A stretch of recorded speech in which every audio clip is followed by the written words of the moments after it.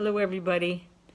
It's Wednesday, late afternoon, and I remembered that yesterday I was reflecting on it being Tuesday morning, and I remembered a lyric to one of my songs off an album I did years ago. The album was called Notes After the Rainstorm, and so was the song. And the lyric was, "Tuesday morning stories you told me long ago." And with that, it brought back a lot of memories, not only how and what about the song was written about, but also, for some reason, this glass ball. If I may. This glass ball at one point belonged to a person by the name of Dr. T. She was a mentor, counselor of mine that I had seen, admittingly, humbly admitting, for many years, due to the effects of an early childhood trauma. Several early childhood traumas, actually. And when I'd go sit in the chair with her, I was mesmerized by this ball. I could see all kind of connections, the clarity of it all. I wished my mind at times could be that clear. It was calming, beautiful, and it allowed me to step into universes beyond my own. That's what it reminded me of. And each little universe in there has its place in this big glass ball. And I would reflect on the fact that probably every person that went into her office and sat in her chair and received her guidance and help for decades, prayed, cried, shared joyful stories, wept, went through wars of their own. One point I had the good fortune of doing a recording with her for a school project, and she was dying. And none of my other classmates knew people who were dying who were willing to be interviewed. So I felt quite privileged. I sat down and asked her the questions that I had intended to ask her, and she graciously answered them all. And I was about to go, I asked her, if you had one thing to tell someone, to tell me, to tell any of my colleagues, or anybody else for that matter, out of all your many years of practice and World War and all of that, what would it be?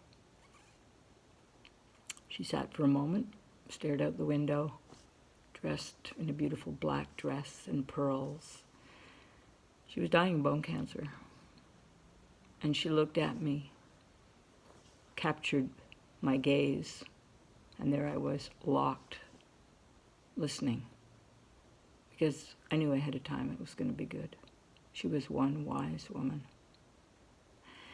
And she said to me, do what you need to do to become acceptable to yourself. Do what you need to do to become acceptable to yourself. I have shared that one line of wisdom with hundreds of people, if not thousands, because I've done this kind of thing. I've done sermons or lectures and reflections. I've written about it, and so the word continues to get out. Near the end of the death, when we were talking about her dying and preparing for that day and that event, she asked me if there was anything I wanted, or I might have broached the topic and said, there's something that I would like. She said, what's that? And I said, this glass ball. And she said, I'll think about it. And I dare not ask her again. And weeks went by, a few months. And then I went to see her one day. And she kind of went like that at the table. I looked at her and she said, take it. And so, folks, this glass ball has kept me mesmerized for years, decades. I play with it, I meditate with it, I pray with it. I look at the infinite amount of ways that this ball captures the light. I hold it. I share it. I take photos of it. I play with it. This is one item. And in this simple little glass ball, I have come to understand, and through many other experiences too, but in this little glass ball, there is an eternal amount, an infinite amount of reflections of light, of beauty, for me. And so I thought I would take some photographs and I would do a piano meditation called The Little Glass Ball. I've started a YouTube channel, so you can check out all those meditations there if you'd like. Thank you for listening. Take it easy, stay calm, reach out, breathe deep, do the things you love to do, relax, rest, eat well. This will pass.